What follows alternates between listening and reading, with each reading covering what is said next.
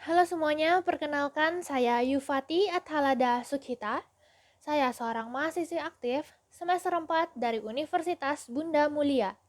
Di video ini, saya akan mempresentasikan jurnal yang telah saya buat bersama dengan rekan saya.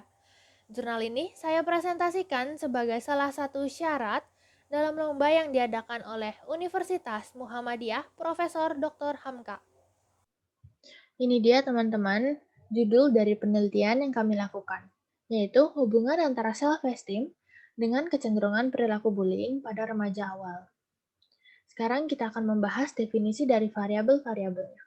Yang pertama yaitu definisi dari bullying.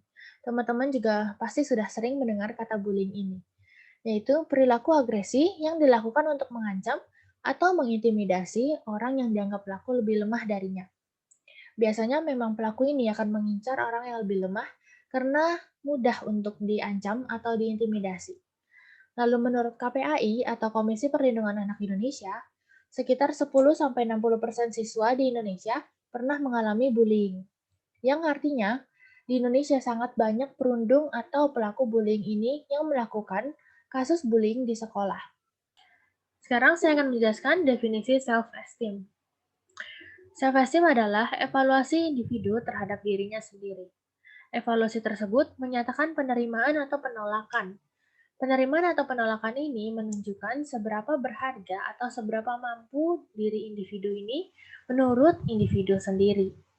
Jadi bukan menurut orang lain, tetapi menurut individu ini sendiri bagaimana ia menghargai dan menilai seberapa mampu ia sendiri dalam melakukan suatu hal. Sekarang saya akan menjelaskan mengapa kami menggunakan remaja sebagai subjek penelitian kami. Yang pertama adalah remaja sedang berada pada fase peralihan dari anak-anak menuju fase dewasa. Pada fase peralihan inilah mereka sedang mengalami perubahan di segi fisik dan segi psikologisnya. Lalu pada fase peralihan ini juga, mereka sedang membentuk dan mengembangkan self-esteem mereka yang seringkali terpengaruh dari lingkungan sosialnya. Lalu yang kedua adalah remaja masih usia bersekolah, di mana bullying ini seringkali terjadi di lingkungan sekolah. Sekarang saya akan menjelaskan metode yang kami gunakan dalam penelitian kami. Yang pertama adalah subjek. Subjek yang kami gunakan adalah remaja berusia 13-18 tahun.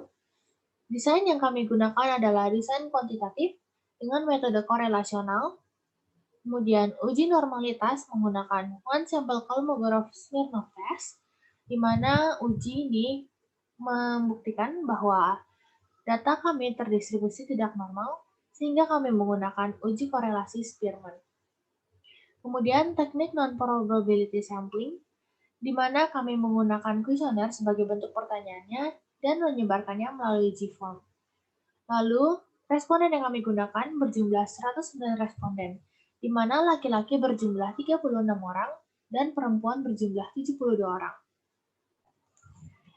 Instrumen yang kami pakai untuk self-esteem adalah Rosenberg Self-Esteem Scale dengan 8 butir pertanyaan, dan untuk instrumen perilaku bullying, kami menggunakan revisi dari Always Bully or Victim Questionnaire atau OBVQ dengan 10 butir pertanyaan.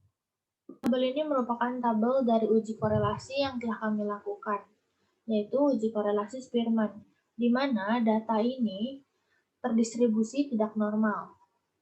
Lalu dari uji ini, kami mendapatkan hasil minus 0,052, di mana hasil ini membuktikan bahwa tidak adanya hubungan antara self-esteem dengan perilaku bullying yang dilakukan oleh para remaja. Seperti yang sudah kita dapatkan dari hasil sebelumnya di uji korelasi Spearman, bahwa tidak ada hubungan signifikan antara self-esteem dengan kecenderungan perilaku bullying pada remaja awal. Lalu, kami menduga adanya faktor eksternal yang mempengaruhi adanya bullying, seperti lingkungan sosial para remaja dan juga konformitas dengan teman sebaya. Sekarang kita sudah sampai pada slide terakhir, yaitu saran. Yang pertama adalah peneliti selanjutnya dapat meneliti mengenai pengaruh faktor eksternal terhadap kecenderungan perilaku bullying. Contohnya adalah seperti konformitas terhadap teman sebaya. Yang kedua adalah saran untuk orang tua agar selalu memperhatikan lingkungan sosial di mana remaja berkembang.